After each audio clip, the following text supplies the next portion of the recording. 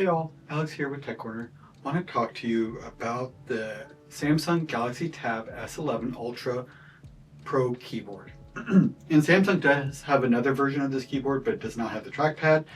But the Pro keyboard does have the trackpad. It's all aluminum, which is really neat. And kind of want to show you what it looks like. So I'm going to go ahead and temporarily undock this from here. Just going to leave that right here for right now. So this here is the this is the keyboard. I have to say I do like the function keys. A lot of the function keys are really nice. I do wish they added a pause and play and pause button up here. Unfortunately, they don't. They also have 3 different icons you can set up apps for. So when you press them, it will launch those specific apps.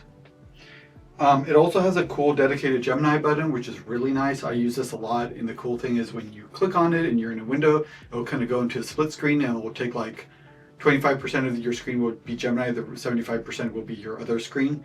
So if you are doing some research and you have some questions, you can click that, the little window slides out, you can type and talk to Gemini, and then you can slide that back over if you want to just go back to full screen view, which is really neat. I do wish, like, a few things. Overall, I like this keyboard. I love that it's all aluminum, which is really nice. But I do have to say, one of the things that I wish they would add, like they do on the Magic keyboard for Apple, is an actual little port here, so you can actually charge your device while it's connected.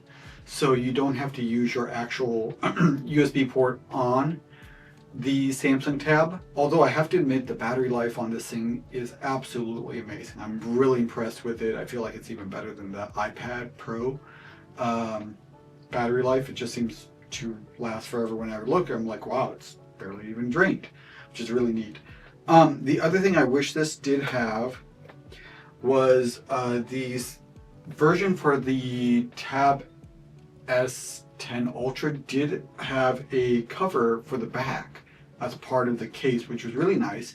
And the cover on the back could be dedicated as a, just you could use it without the keyboard, and it had a little kickstand so you can watch your programs and still protect the back cover of it, which I really do like.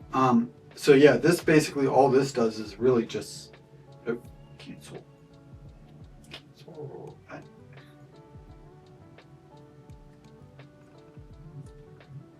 Alright, so yeah, so all this does is there's 3 little dots here. You just line it up here.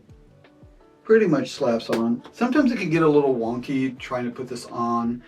I've had that issue in the past where I try to put it on and I'm a little off. And it still clips on, but it doesn't connect the keyboard. But overall, I have to admit this is a nice keyboard. It is more expensive than the